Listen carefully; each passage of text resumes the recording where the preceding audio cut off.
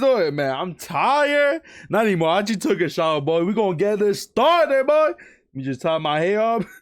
Today, I'm actually pretty excited for this SCP reaction. Because I actually saw this SCP and everything and all that, like before and all that. I want to know more about it. I'm like, yo, let me actually search it up. I keep seeing this, pop up. Every time I see my recommendation and all that, it's never always first, so I never get to pick it and all that. But today, I actually searched it up and picked it. So, I don't know. We're going to see how it is. I just want to see. Because this look at very interesting SCP. We reacted to Abdominal Planet SCP-007, Dr. Bob. The first time I seen this SCP was the one animation, the one guy that made the animation for Connor. Connor, I think that's his name. The one B class that is immortal. Every time he dies, he come back with a null body and all that. That guy. So we gonna see how it is. I always want to know, like, how that work. Like, is that actually all planet Earth down there and everything? Is that actually people living in there? I just want to know. We're just gonna get this started. I got my my hacks over here. You know what I mean? No, you can't do this without a headset. Alright, I think everything's good though. Oh yeah, I said it. By Dr. Bob, it's over in the description. Go check it out. I'll be happy to give it one more subscriber. Yeah, let's get this started, boy. I think everything is ready. Yeah. Alright. As you can clearly see, this completely throws our entire understanding of our place in the universe into complete disarray. Also, I got some anime peanut. Let me do the eating for the junk food. Don't eat junk food, guys. Maybe once in a while, but let me do the eating for you guys. That everything we previously suspected to be the absolute truth is wrong. The panel of advisors murmur and lean close together to whisper to each other. The astronomer can't hear what they are saying, but the passion and joy that he felt as he explained his findings to the room is quickly draining from his face. I'm guessing this from back then. If you guys don't, do, history or something. Back then, churches and everything was like above almost everything. Churches and all that. And what they say, no matter what, you're supposed to agree with it. So like back then, we're going to history frame. Don't worry, guys. I know you guys love school. Let me give you more, studies. So back then, the church was saying, oh, Earth. Earth is the middle of everything. Or like in the middle, Earth, and then the other planets and the sun and all that, and everything, the world is flat and all that. And people always try to say, oh, no, it's not this, evidence and that. They always get burnt. All those people that try and correct them, they get burnt until, they actually found evidence and all that. He can see the man mouthing the words, no, and lies. There you go. Disapproving gestures. But how could this be? Had they not understood what he was showing them? Maybe he didn't explain things in a way that they could comprehend. Here he was, the greatest scientist of his day, there you go, presenting hard facts, backed up by rigorous observations, and this was their reaction. The group of advisors finish conferring and grow quiet. The chief advisor clears his throat, and everyone in the room waits for him to speak. Royal Scientist, this panel has examined your findings and listened to your theories. The advisor can't help but sneer at the word, and has decided that the ideas you present are not only incorrect, but dangerous. Yeah, the astronomer can't believe what he's hearing. This panel, acting under the authority of the king, has charged you with the crime of heresy. There you go. The astronomer is that's all day. Back then, with them, but he's stopped. Way different world. Grab him by the arms. Stop. Stop, I'm a man of science. I only presented you with the truth. But no one seems moved by his appeals. The panel watches as the astronomer is dragged from the room, kicking and fighting, still insisting on his innocence. The screams echo through the dungeon as the torturer cranks another notch on the rack, What did I say? Come on, man. What did I say? Stretching the astronomer's body just a little bit more. He has no idea how long this has been going on. Hours, that's very tough, days. though. The pain has been excruciating and without end. He closes his eyes, trying to escape the torture by retreating into his mind. But he's slapped on the face and brought back to the reality of his situation. That's Standing tough. in front of him is the chief advisor, the same one who sentenced him to this inhumane treatment. You can end this anytime you like. Simply recant your statements and admit you were mistaken, and all of this will be over. The astronomer. That's how back then was, man. I'm telling you, people were getting killed for no reason.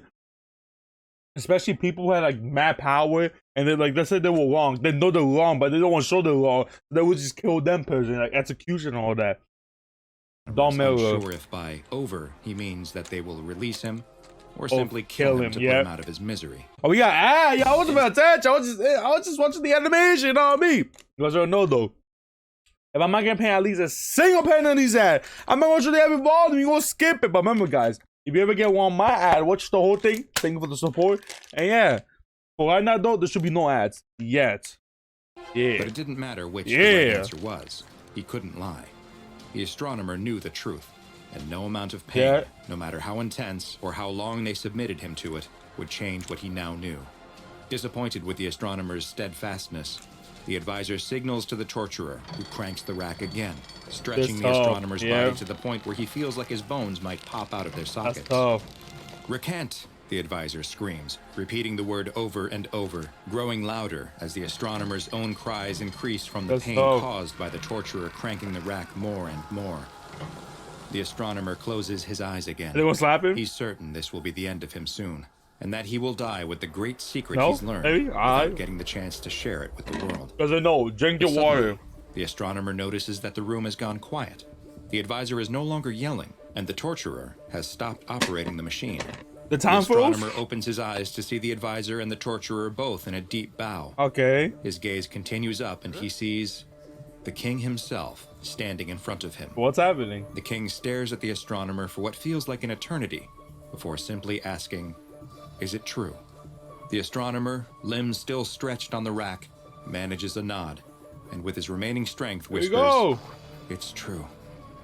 The king motions with his hand to the torturer, who stands up and begins releasing the astronomer from his constraints. The king believing him? But my lord, this man... But he's cut off by the king with a stern look, and retreats back into his deep bow. "Show me," the king says, as the astronomer stands, rubbing his sore shoulders where the tendons and muscles were stretched far beyond their natural limits. The astronomer opens the door to his laboratory and gestures for the king to enter. The room is a mess of papers and scientific equipment. Of course, it's a reflection of the busy and scattered mind of... It's how most scientists' rooms and everything, all that look like. Papers everywhere. The wall, the floor, desk. I'm telling you, they're scientists, man. The man who works here. The king is immediately drawn to a table with a large scroll. He spreads it across the table and examines it, but his face betrays no hint of what he is thinking. Okay. "Is this what you showed my advisors?" The astronomer nods yes. "Would you like to see for yourself?" The astronomer motions to the window, where a brass tube is attached to a tripod. The king approaches the device, but doesn't know how it works. The astronomer is it like the first time they actually created a telescope? Demonstrates by looking... Yo, what? Are we supposed to be watching a SCP? I'm over here watching history back in school. I'm not hating it. I know you guys not liking it, but I'm liking it. I don't know. This is cool to me. Interesting. The eyepiece. Even though so far there haven't been an SCP thing or nothing, but like kind of fire though. He moves it slightly, making small adjustments to make sure it is just right for the king. There. Now look. The king bends over. I'm sorry for pausing too much. Guys, I know. But there's people be like, yo, you pausing too much. Oh, stop pausing. Yo, you came in to react to me, no? Watch my reaction, huh? So you want to see no reaction? You want to see a video like without pausing or nothing? There's your video in the description. I'll be happy if you guys go support the original creator. I'll be happy. I'm just doing this for fun. But yeah. Low key, like this actually wouldn't be that bad. Like they actually used it, like, you know, in the history classes and all that, like about back time, you know, how people were and everything, and like people like almost get executed and killed from the church, like people like, you know, from church and all that. I don't know. I think it'll be a fun video to show to people, like in class. I mean, like for students and all that. Maybe they'll be interested. To peer through the but not the SCP thing. And a look of the shock animation comes over his face. What he sees is the most incredible thing he has ever witnessed. That's not the sun. There, far above up in the sky, unable to be seen by the naked eye, is a man, and he is staring back at him. Never mind. I see why they executed him. Never mind. Yo, I'll take back everything. They change a little bit and show you know, like it's the world and everything around. I see why. I see why. Yo, that was such that was oh man, let me tell this. Yo, that was a woo! That was such a twist. They were actually I'm like, yo, what is going? Like, am I actually watching history right here? Am I actually like but no, they're actually okay. I see what the churches and everything, they were mad and everything, like oh, this is like he's lying and all that. But like even I'll be lying, but like what? We don't live in the inside of a human or nothing. Like I'll be I see why. Out on was Alright, you know what I talked about? I'll give it to you. I'll give it to you. A place that is one of the strangest anomalies in the entire SCP Foundation archive. This there is people inside of him. SCP-007. Pause. Hold up. Pause. Let me rephrase that. There is people living in the planet that's in his chest. Not in chest, in the stomach area. Also known as Abdominal Planet. Oh, that's interesting. SCP-007 is a spherical object located in the abdomen of a young man. Or rather, in the space where his abdomen should be, since most of the muscle, skin, and organs that should be present simply are not. The subject, a Caucasian male in his mid-20s of average height and build, does not appear affected by the large missing portion of his body, and has not reported experiencing pain or discomfort of any kind. In the space where his abdominal muscles and organs should be is a small globe composed of soil and water. This sphere, which measures roughly 60 centimeters in diameter, resembles the planet Earth, though the arrangement of the continents does not match any known configuration from our... Yeah, it's probably that I'm over here starting. That formation that has that Earth like inside, like not inside of him, pause, and then stomach area. Look like maybe Earth from like back then before it changes into like like a shift change into like our Earth this time where everything like this. Cause some states and like countries and all that, they were combined, and then millions of years later detached and all that. Our own planet's history. I don't know. Let me stop talking. Okay, you guys don't want to come here for me like history frame. Gravitational pull. That's cool. Perhaps the most fascinating aspect I like this of SCP. SCP-007 I like it. is that it appears to be inhabited. Microscopic organisms that would correspond to roughly the scale of human beings on Earth have been observed on the surface of the planet. So far, 2 distinct intelligent species have been identified, both of whom seem to possess a technological level similar to the 15th century on Earth. It is unknown if the inhabitants of the abdominal planet are aware of the world outside of their planet, and communication attempts with the planet's occupants have been placed on hold by senior Foundation officials, pending further study into what effect an exchange may have on them or us. I don't get like, can you not just look outside and like see like it's weird. It's so weird. Like I'm guessing there's two, like they're way too small. Where looking outside, like it's way too far, like blurry and everything. Like in our galaxy, when we look outside, we can't see like the other planets like that. Even though it's right there, the planet, it's just too far away. I'm guessing it's like that, but this is so interesting. I like it. The subject within which SCP-007 is located provided the Foundation with a name that he claims to be his, but no records of such a person existing have yet to be located. Upon being questioned about the lack of records, he willfully offered both a social security and driver's license number, but when they were checked against current records, neither had yet to be assigned by the U.S. government. And the mysteries surrounding this man don't stop there. The subject has not shown the need for either food or water, and it is unknown what energy source his body continues to operate on without nutrition. He is capable of both eating and drinking, though, despite the large missing section of his stomach. But it is still not known what happens to the substances after he swallows them. The man has above-average intelligence and scored a 128 on an administered IQ test. He also generally appears friendly. He's a little bit smart then, friendly and amiable, and expresses only a passing curiosity about the planet located within his abdomen and how it came to be there. See, even his interested. I'm interested. He's interested. The Foundation's interested. Come on, man. I was eating. Come on, man. You can't say that. You can't tell me that it's not interesting, guys. This right here. Come on, man. When asked about the origins of the planet, oh man, this is the last one. That oh man, woke up one day and there it was. I don't have any idea how it got there. Due to the poorly understood nature of SCP-007, it has been classified as Euclid. Why? Yo, what's a Euclid? We are confused. I thought it would be safe.